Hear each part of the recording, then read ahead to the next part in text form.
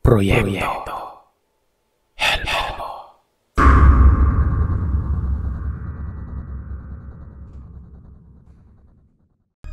Tumawa ako at binatukan si Pong.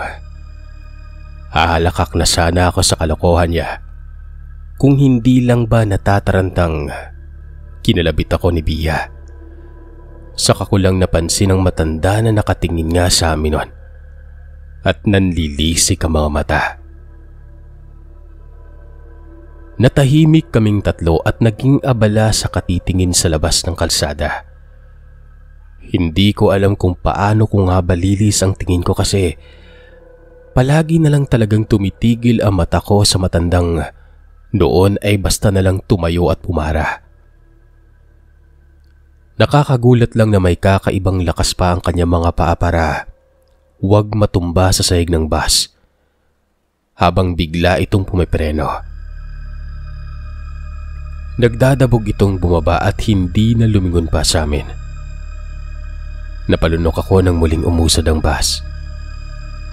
Hindi ko alam kung paano ko ipapaliwanag sa mga nang uusig na tao na hindi naman namin pinagkakatuwa ng matandang yon. Kami patuloy ang lumabas na masama. Pagkarating namin sa Maynila, dumiretso kami sa Ermita. Tinalunton namin ang lugar kung saan nakita ni Bia si Elise. Pansin ko na kakaiba kung tumitig sa amin ang mga tao doon. Partikular na ang bag ko. Para bang may gusto silang kuhanin sa loob niyon at itapon palayo. Kinakabahan tuloy akong hinawakan ng mariin ang bag ko at hinayaan si Bia na hanapin si Elise. Nagtanong-tanong siya sa mga tao doon kaso lang wala na umano si Elise doon. Kakaalis lang at mamayang gabi pa ang balik. Naisip naming manatili na lamang muna ng isang gabi sa Ermita. Naghanap kami ng lugar na pwede naming tulugan hanggang sa swerteng nakahanap kami ng isang mumurahing inn. Habang nag-aayos ng kama, humahangos na pumasok sa silid namin si Bia. Nakita niya raw si Elise at tinatalunton ang hagdan papunta sa rooftop. Plano sana naming ipagpabukas ang pakikipagkita kay Elise pero masyadong mapilit si Bia.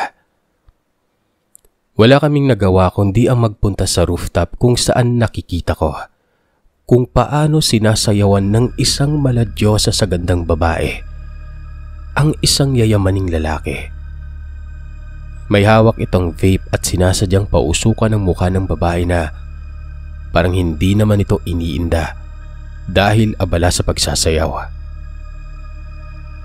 Kaagad na sinunggaban ng babae ang nakatitig sa kanyang lalaki at dali-daling hinalikan. Mapusok, marubdob. Napansin kong tinatakpan ng nipong ang nanlalaking mga mata ni Bia na kaagad namang tinanggal nito. Kitang-kita kasi naming tatlo kung paanong dahan-dahang nagbago ang anyo ni Elise. Nagkaroon ng isang malaking buntot ng ahas.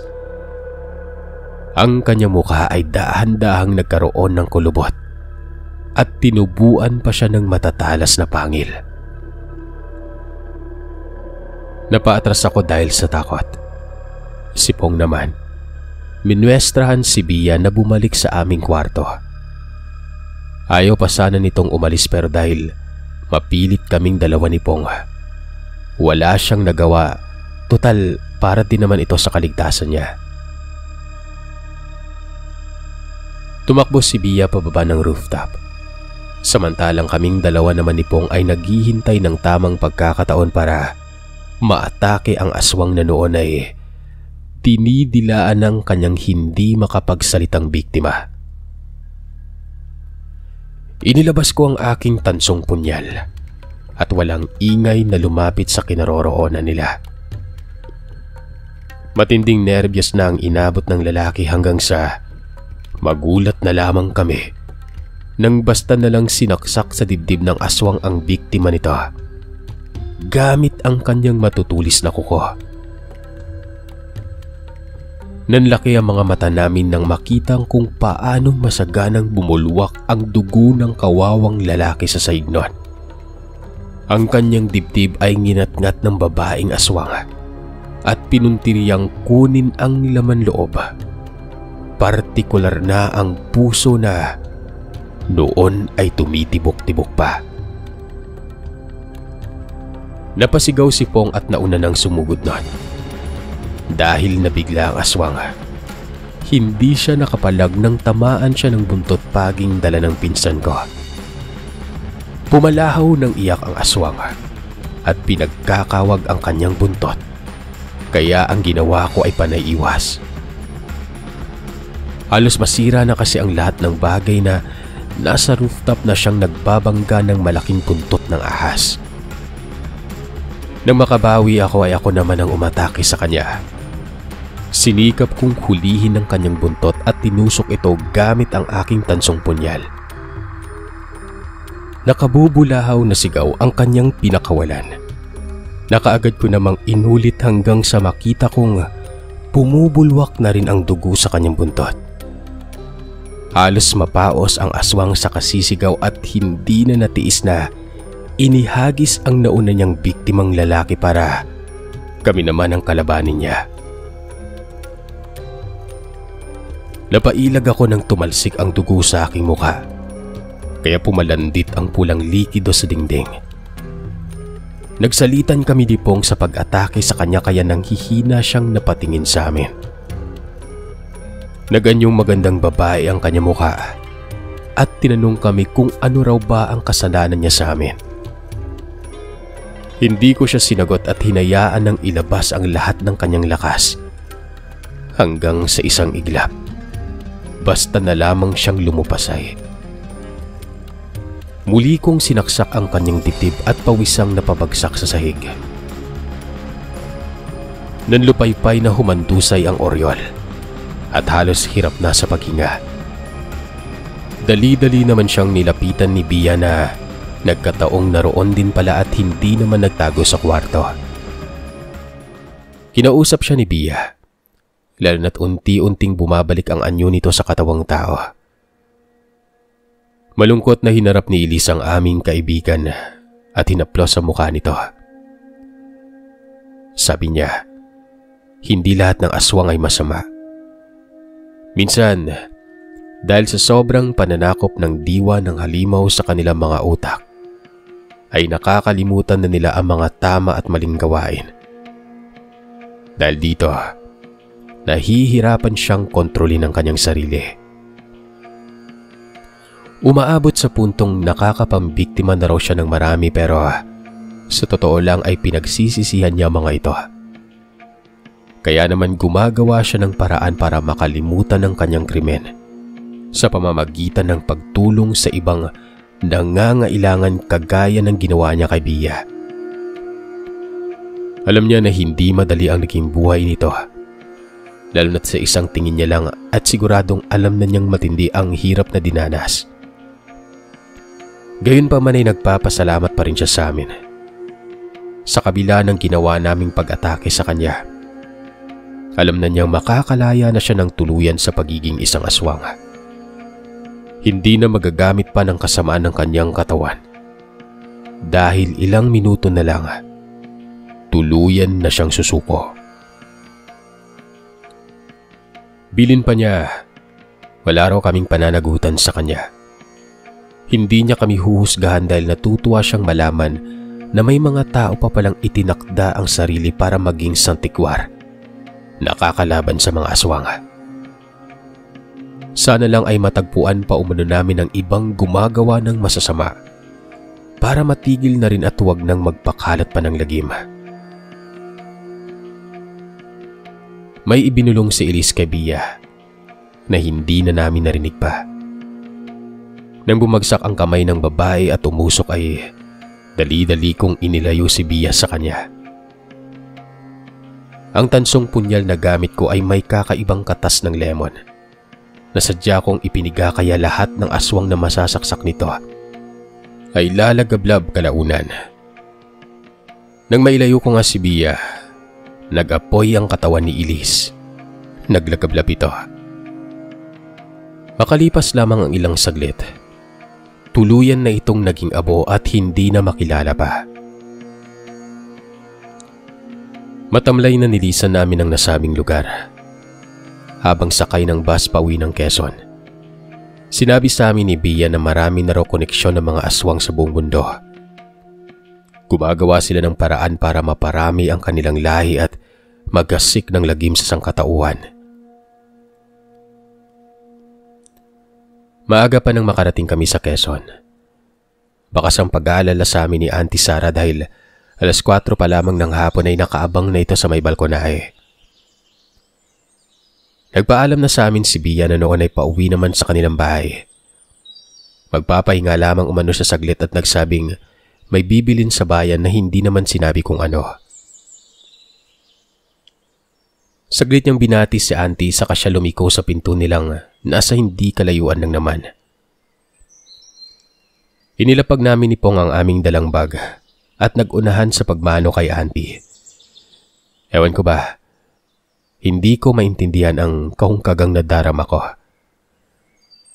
Hanggang ngayon dala ko pa din ang awa dahil sa sinapit ni Elise sa kanyang pagiging aswang. Kung sana lang ay nakausap namin siya ng maayos, baka naipagamot namin siya kay Tio. Tinawag kami ni Auntie Sara at sinabing may nakahaing pagkain sa mesa. Sa bukid kasi ay maaga kami naghahapunan. Kakaiba lamang ng gabing yon dahil napakarami nilang handa. May manok, ilang kilo ng lechon at kakanin. Napahawak ako sa aking tiyan nang marinig ang mahinang pagtunog nito. Tama, nagugutom na ako. Nagugas ako ng kamay saka naupo sa harapan ng mesa. Mukhang mapapasubo ako ngayon sa dami ng kakainin ko. Nung nasa Maynila kami ay hindi man lamang kami nakakakain ng matinunon. Umaasa akong mabubusog ngayong gabi kaya habang kumukuha ng kanin at ulam para ilagay sa aking plato, tinanong ko si Auntie kung ano ba ang okasyon at napakarami niyang handa. Natigilan ako sa pagsandok ng magkatinginan sina Auntie, Tio at Pong. Maya-maya pa ay binatukan ako ni Auntie. Sabi niya, sobrang tanda ko na umano at kailangang kalimutan ko ang sarili kong kaarawan. Napanganga ako at napatingin sa kalendaryong nagkataong nasa likuran ni Auntie.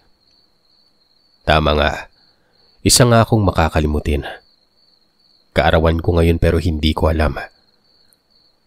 Naging maingay ang pagsalo-salo namin sa pagkainan dahil pinagtulungan nila akong kurutin.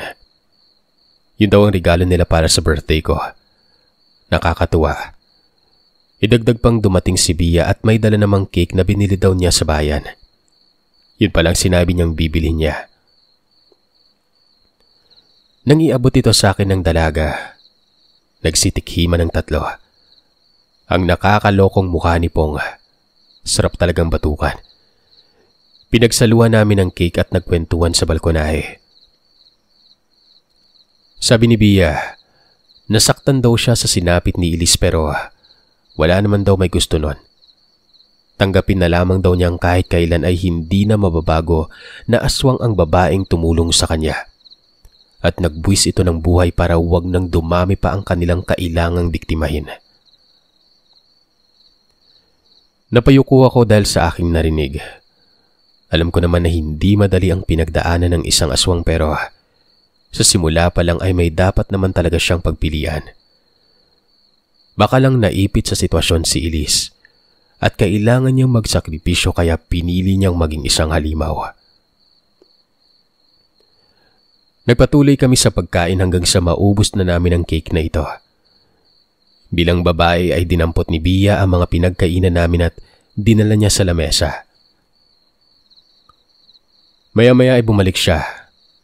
May kinuwento siya sa akin na napaka-interesante naman talaga. Anya, may kasabayan daw siyang bumili ng cake na umiiyak. Yung pamangkin niya umano ay naligaw sa kagubatan. Kasama ang maliit nitong pinsan. Ang sabi, Mabango raw ang nilulutong lechon na wala namang katiyakan kung saan banda. Nakalanghap sila ng mabangong pagkain kaya hinanap nila ito sa gitna ng kagubatan.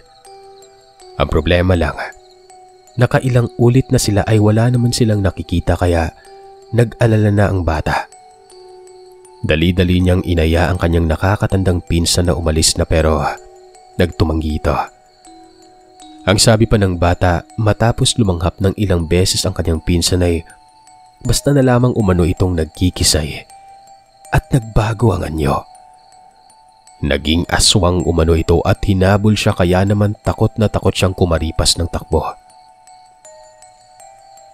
Mabuti na lang at nakahingi siya ng tulong sa isang grupo din na mga namamasyal sa bundok at nagpatawag ng pulis. Hinanap nila ang pinsan niya na kalaunan ay natagpuan naman sa isang sulok sa masukal na kakahuyan.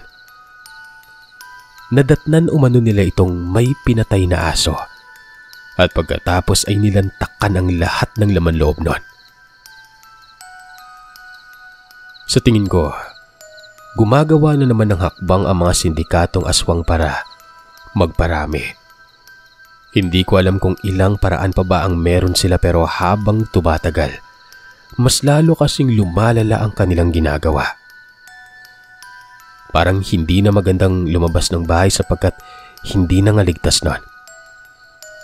Tinanong ko si Bia kung saan banda ang kagubatang tinutukoy niya at ang sagot niya ay sa kabilang bayan umano. Sa katunayan yan, ilang taon na raw ang napapabalitang naging aswang pagkatapos makalanghap ng mabangong amoy sa kagubatan. Hindi naman tiyak ng kapulisan kung ano ang meron dahil sa tuwing susuyurin na nila ang buong lugar, wala naman silang natatagpuan. Kawawa lamang yung mga kasama ng mga taong naging aswang dahil nabibiktima nila ang mga ito at alam nilang wala nang patutunguhan pa. Inaya ko si Bia at Pong na magpunta doon. Pumayag ang dalawa kaya nagkasundo kaming maagang aalis kinabukasan. Nagpaalam kami kay Tio at sa awa ng Panginoon, pinayagan niya kami. Sa katunayan ay binigyan niya kami ng basbas noon. Itinatalaga na niya kaming taga-supil na mga kampon ng kadiliman. Kaya gagawin namin ang lahat ng kaya naming gawin para maipagtanggol ang mga taong naaapi at inaabuso ng mga walang awang aswang na ito.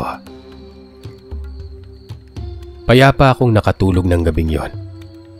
Hindi ko alam kung anong lagim na naman ang naghihintay sa amin pero kailangan talaga naming lakasan ang aming mga loob. Ipinikit ko ang aking mga mata. Nag-isip ng masasayang alaala. Hanggang sa tuluyan na akong nakatulog.